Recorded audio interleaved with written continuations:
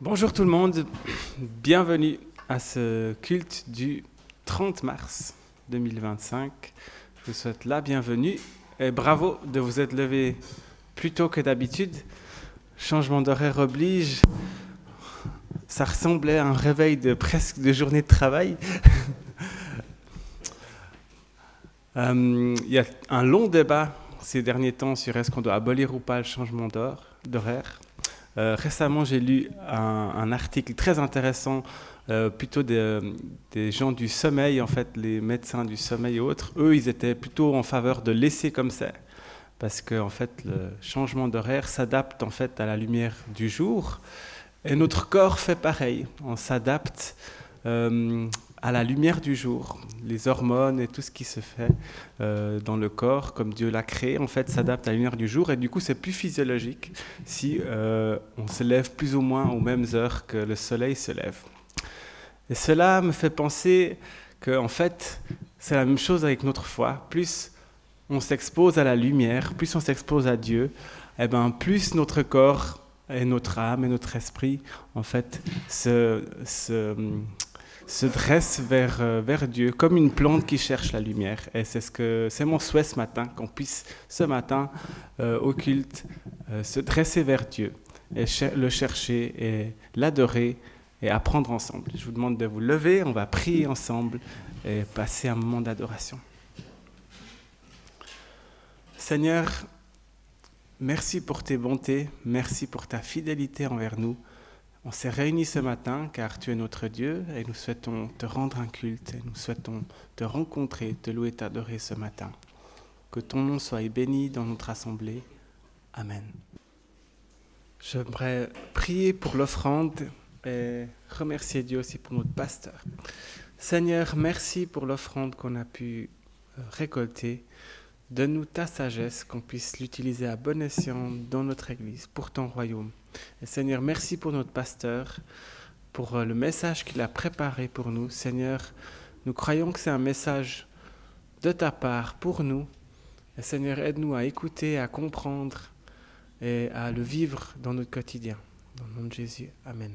Alors, merci beaucoup à toute l'équipe qui nous a conduits dans ces moments de louange. Et j'aimerais vous inviter à lire un chapitre de la première épître de Jean. Il s'agit du dernier chapitre, du chapitre 5, donc 1 Jean 5, et on le lit en entier. Quiconque croit que Jésus est le Christ est né de Dieu, et quiconque aime celui qui l'a engendré aime aussi celui qui est né de lui. À ceci, nous reconnaissons que nous aimons les enfants de Dieu quand nous aimons Dieu et que nous pratiquons ses commandements. Car l'amour de Dieu consiste à garder ses commandements, et ses commandements ne sont pas pénibles.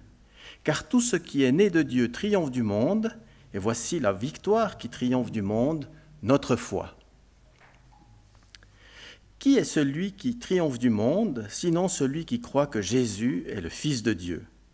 C'est lui, Jésus-Christ, qui est venu avec de l'eau et du sang, non avec de l'eau seulement, mais avec l'eau et avec le sang, et c'est l'Esprit qui rend témoignage parce que l'Esprit est la vérité. Car il y en a trois qui rendent témoignage, l'Esprit, l'eau et le sang, et les trois sont d'accord. Si nous recevons le témoignage des hommes, le témoignage de Dieu est plus grand, car voici le témoignage de Dieu, c'est qu'il rend témoignage à son Fils. Celui qui croit au Fils de Dieu a ce témoignage en lui-même. Celui qui ne croit pas au Fils, celui qui ne croit pas Dieu, le fait menteur, puisqu'il ne croit pas au témoignage que Dieu a rendu à son Fils. Et voici ce témoignage. Dieu nous a donné la vie éternelle, et cette vie est en son Fils. Celui qui a le Fils a la vie, celui qui n'a pas le Fils de Dieu n'a pas la vie. Cela, je vous l'ai écrit, afin que vous sachiez que vous avez la vie éternelle, vous qui croyez au nom du Fils de Dieu. Voici l'assurance que nous avons auprès de lui. Si nous demandons quelque chose selon sa volonté, il nous écoute. Et si nous savons qu'il nous écoute, quoi que ce soit que nous demandions, nous savons que nous possédons déjà ce que nous lui avons demandé. Si quelqu'un voit son frère commettre un péché qui ne mène pas à la mort, qu'il prie, et Dieu lui donnera la vie. Il s'agit de ceux qui commettent un péché qui ne mène pas à la mort. Il y a un péché qui mène à la mort. Ce n'est pas pour ce péché-là que je dis de prier. Toute injustice est un péché, et il y a tel péché qui ne mène pas à la mort. Nous savons que quiconque est né de Dieu ne pêche pas, mais celui qui est engendré de Dieu le garde, et le malin ne le touche pas. Nous savons que nous sommes de Dieu et que le monde entier est au pouvoir du malin. Nous savons aussi que le Fils de Dieu est venu, qu'il nous a donné de l'intelligence pour connaître le véritable, et nous sommes dans le véritable, en son Fils Jésus-Christ. C'est lui, le Dieu véritable, et la vie éternelle. Petits enfants, gardez-vous des idoles. Après avoir entendu cette lecture, vous avez peut-être l'impression d'avoir déjà entendu cela il y a quelques dimanches en arrière. Et si c'est votre impression, vous avez presque raison. Car en effet, avant de lire ce 5e chapitre de la première épître de Jean, on a lu les 4 chapitres précédents. Et lorsqu'on lit cet épître d'un bout à l'autre, on a l'impression que son auteur tourne en rond. Et en effet, lorsque l'apôtre Jean, qui est l'auteur de cette épître, l'a écrite, il ne l'a pas écrite comme on l'écrirait aujourd'hui, c'est-à-dire de manière linéaire, mais il l'a écrit en tournant en rond. J'entends par là qu'il revient et revient encore sur des choses qu'il avait déjà dites précédemment tout au long de l'épître. Ainsi, après quelques versets, on est déjà familiarisé avec des expressions telles que être né de Dieu, être enfant de Dieu, avoir le Fils, avoir la vie, garder ses commandements, et ainsi de suite. Mais vous l'avez sans doute remarqué, dans notre chapitre d'aujourd'hui, il y a quand même des thèmes qui n'avaient pas été abordés auparavant, comme par exemple celui de la prière, ou cette mise en garde contre l'idolâtrie, note sur laquelle l'apôtre Jean termine son épître. Mais aujourd'hui, j'aimerais attirer votre attention sur un thème qui traverse toute l'épître d'un bout à l'autre et qu'on retrouve en particulier dans ce dernier chapitre. Il s'agit du thème de la vie éternelle. Et en effet, quand on lit l'entier de ce texte, on s'aperçoit que ce thème de la vie éternelle traverse toute l'épître.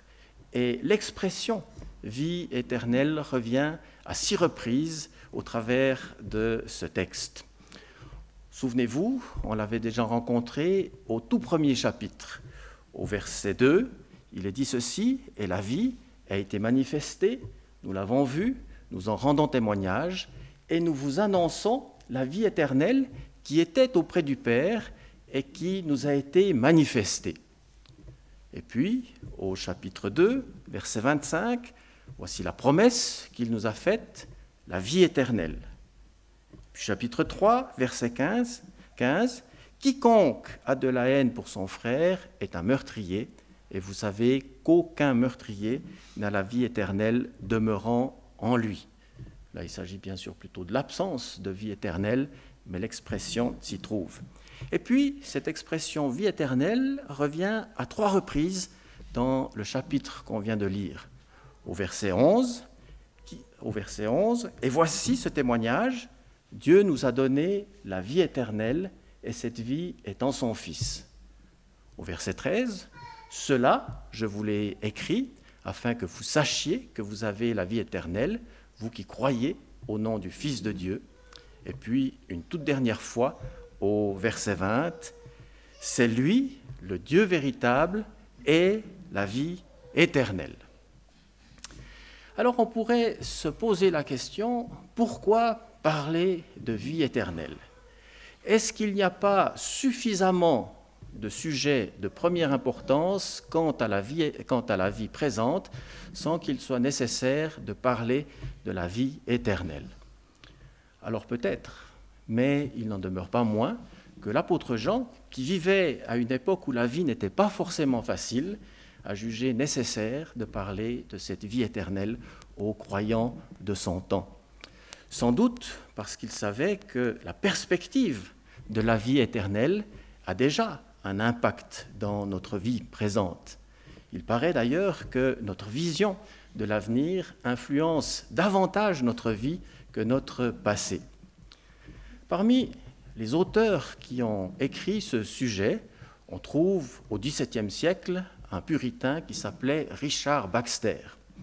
Cet homme était pasteur, et alors qu'il avait à peine 30 ans, qu'il était en déplacement et qu'il n'avait que sa Bible à consulter, il est tombé gravement malade, à tel point qu'il ne savait pas s'il allait mourir ou vivre. Mais pendant ce temps, qui a duré plusieurs mois, il a écrit un livre qui s'appelle « Le repos éternel des saints ».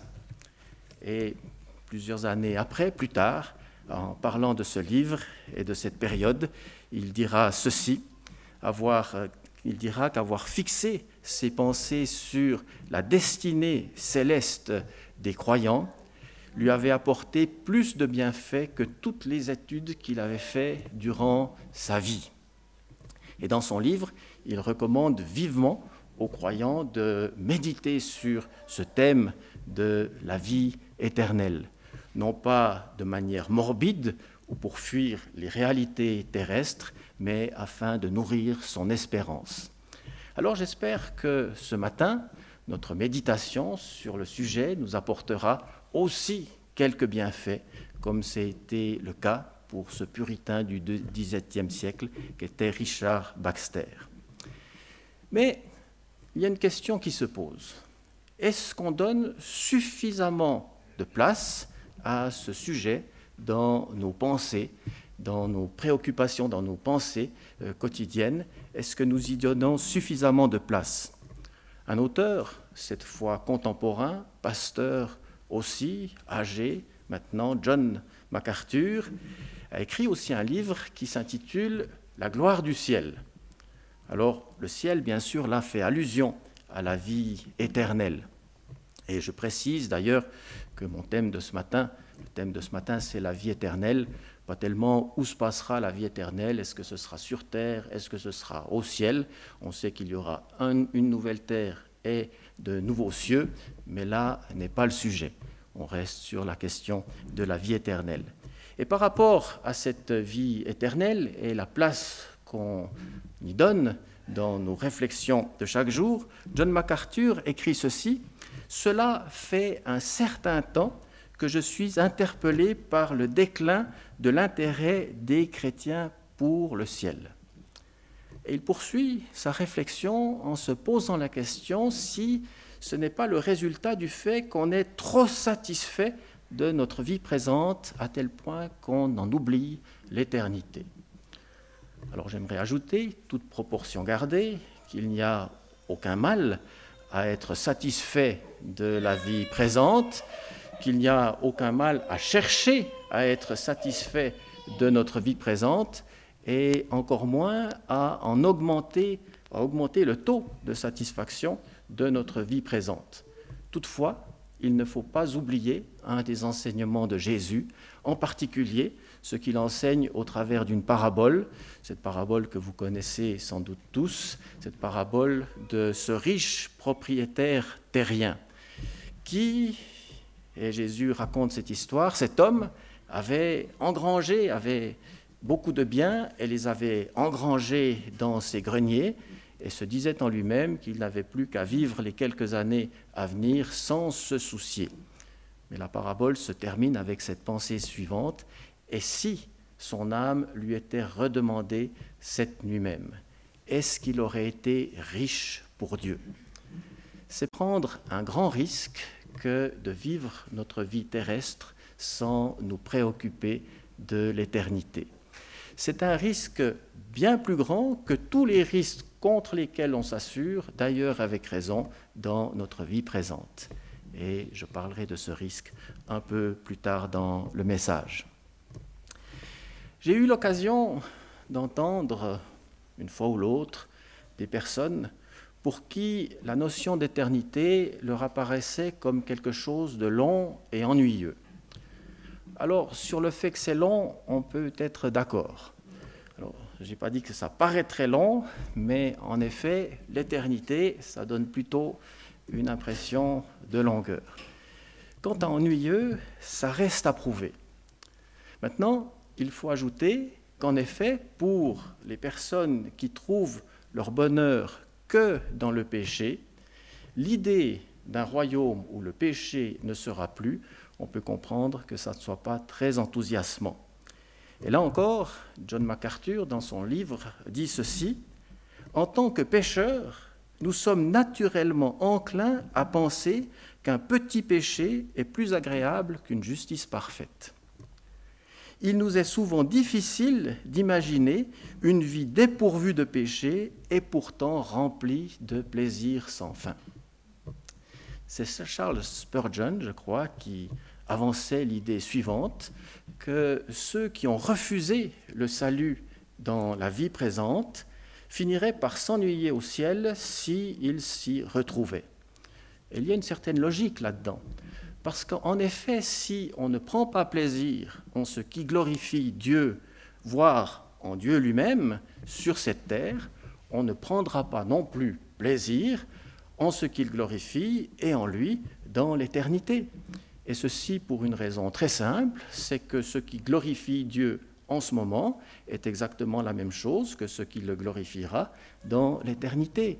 Pour nous, il est vrai que ce passage de la vie présente à l'éternité représentera un changement considérable, mais pour Dieu, il n'y a pas de changement. Il reste éternellement le même, et ce qui le glorifiera dans ce qui le glorifie maintenant, le glorifiera dans l'éternité. Par conséquent, si on ne trouve pas sa joie et son plaisir en lui, directement, on ne le trouvera pas non plus après. Donc, cherchons, c'est vrai, à trouver notre plaisir, notre satisfaction en Dieu, et ainsi, au ciel, on ne sera pas trop dépaysé. Mais il arrive aussi que des croyants aient l'impression que l'éternité sera comme une sorte de longue réunion chrétienne sans fin. Alors là aussi, je comprends que pour ceux qui trouvent que déjà 1 heure de culte, c'est long, je comprends que l'idée que ça se prolonge un peu ne soit pas particulièrement enthousiasmante. Mais j'aimerais dire ceci, quand on parle de vie éternelle, on parle d'autre chose. Et l'apôtre Jean nous dit dans notre texte exactement ce qu'est la vie éternelle. Et il nous le dit au verset 20, il dit ceci: « C'est lui, le Dieu véritable, et la vie éternelle. » Autrement dit, je ne fais que répéter ce que Jean a dit, n'est-ce pas? Autrement dit, la vie éternelle, c'est Dieu lui-même. Et avoir la vie éternelle, c'est le connaître. Et ce n'est pas moi qui le dis, c'est Jésus dans sa prière, qu'on appelle sacerdotale, qu'on trouve dans Jean 17, verset 2. Il dit ceci: « Or, la vie éternelle, c'est qu'ils te connaissent, toi, le seul vrai Dieu, et celui que tu as envoyé, Jésus-Christ. » Et ce qu'il faut bien comprendre, c'est que si déjà le fait de connaître Dieu et de progresser dans cette connaissance sur la terre est quelque chose de tout à fait passionnant, alors que notre connaissance de Dieu demeure limitée sur cette terre, qu'est-ce que ce sera quand cette connaissance sera illimitée? L'apôtre Paul nous dit ceci, 1 Corinthiens 13, verset 12, « Aujourd'hui, nous voyons au moyen d'un miroir, d'une manière confuse, mais alors nous verrons face à face. Aujourd'hui, je connais partiellement, mais alors je connaîtrai comme j'ai été connu. » En d'autres termes, la connaissance qu'on aura de Dieu sera différente de ce qu'on a maintenant.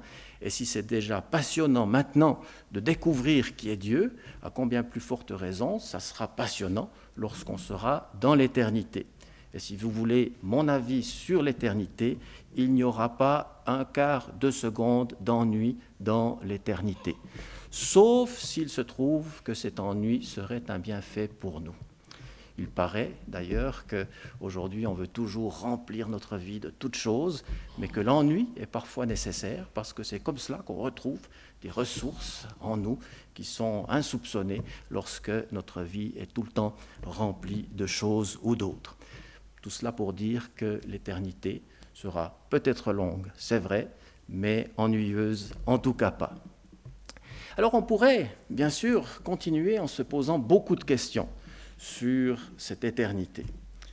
Et la Bible répond à quelques-unes de ces questions, mais sans doute pas à toutes les questions qu'on pourrait se poser là-dessus. Par contre, elle nous invite à nous poser la bonne question par rapport à l'éternité. Et la bonne question, c'est comment parvenir à cette éternité, comment avoir la vie éternelle. Et là aussi, l'apôtre nous répond en toutes lettres. Il nous dit au verset 11, on l'a déjà lu et cité juste avant, « Dieu nous a donné la vie éternelle, et cette vie est en son Fils. » Et puis ensuite, il nous dit vraiment comment on peut posséder, avoir cette vie éternelle. Il nous dit « Celui qui a le Fils a la vie. Celui qui n'a pas le Fils de Dieu n'a pas la vie. » Celui qui a le Fils signifie tout simplement, c'est une autre manière de dire croire en Jésus. Celui qui croit en Jésus-Christ, a la vie éternelle. Et c'est extrêmement important de faire ce choix de la foi en Jésus alors qu'on est sur cette terre, parce que qu'on croit à l'éternité ou qu'on n'y croit pas, éternité il y aura. Et cette éternité pourra être avec ou sans Dieu. Et il est préférable que ce soit avec. Comment est-ce que ça sera sans Dieu? Eh bien, pour répondre, j'aimerais dire simplement ceci, je préfère ne jamais le savoir. On reproche parfois aux chrétiens du Moyen-Âge d'en avoir un peu rajouté sur l'enfer de manière à faire peur aux gens. Mais honnêtement, quand on lit la Bible, je pense qu'ils n'en ont pas beaucoup rajouté. Parce que la Bible parle d'un feu qui ne s'éteint point, elle parle de ver qui ne meurt point, elle parle de ténèbres du dehors, de grincements de dents et de choses ainsi qui font tout sauf envie. Alors, préférons ne jamais savoir comment sera cette éternité sans Dieu. Par contre, on sait de manière plus sûre et certaine, comment sera cette éternité avec Dieu.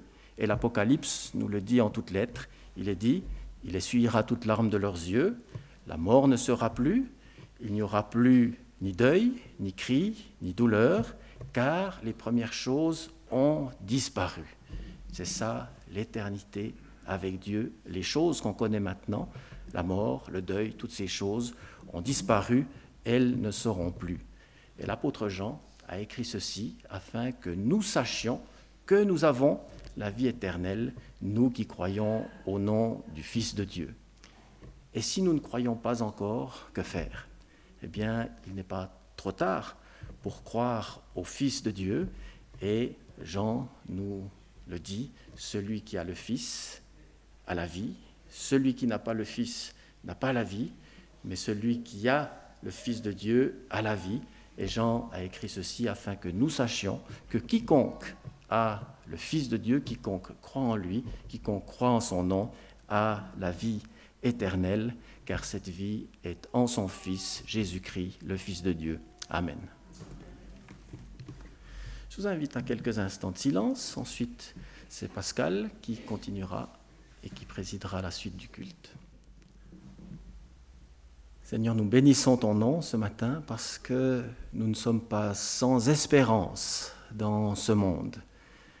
Et on se souvient de l'apôtre Paul qui nous disait que si nous n'avions pas l'espérance de la résurrection, alors nous serions les plus malheureux de tous les hommes.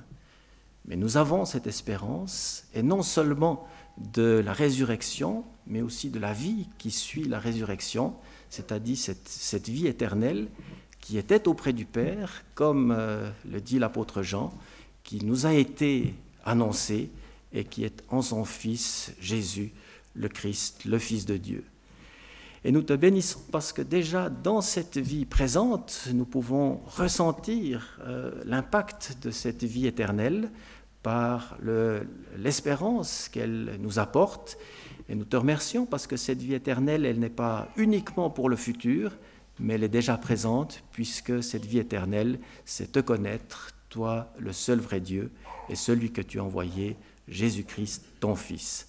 Seigneur, ce matin, alors que nous sommes devant toi, nous demandons, Seigneur, que cette pensée de l'éternité, qui était déjà imprégnée dans nos cœurs alors qu'on ne te connaissait pas encore, puisse être de plus en plus présente et que nous ayons constamment cette espérance et que face aux difficultés parfois de la vie, face aux épreuves de la vie, nous ne perdions pas courage, sachant qu'il y a un royaume inébranlable qui nous est promis et que ce royaume inébranlable, tu l'as déjà inauguré en venant sur cette terre, mais il sera pleinement réalisé lors de ton retour. C'est pourquoi nous invoquons ton nom encore et toujours, de manière afin que ton règne vienne et que ta volonté soit faite sur la terre comme au ciel. Amen. Il y a donc, comme d'habitude, plusieurs réunions de groupe pendant cette semaine, des réunions de prière, notamment ici à l'église, le mardi et le jeudi, une en ligne le jeudi après-midi, et une réunion d'intercession ici à 20h. Les prochains cultes auront lieu dimanche prochain à 9h et à 10h30. Et puis ce soir, il y a encore le groupe qui se réunit pour prier pour Israël. Donc, il n'y a pas d'autres grandes annonces à annoncer jusqu'à là. Je regarde juste dans l'assemblée si quelqu'un veut rajouter quelque chose, mais je crois que c'est bon. À noter qu'après le culte, si vous souhaitez, des gens sont à disposition pour prier avec vous, simplement à se rendre sur ce côté-là. Des fois, c'est bien de pouvoir partager quelque chose, comme ça c'est moins lourd à porter, quand on est deux. Okay. Je vous invite à vous lever. On va prier ensemble et clore ce culte. Seigneur, merci pour ta bonté, merci pour ta fidélité envers nous. Et Seigneur, merci pour ton Église. Je te prie, Seigneur, que tu nous aides à être à ta suite au jour le jour et à agir le plus comme Jésus agirait. Au nom de Jésus. Amen. Bon dimanche.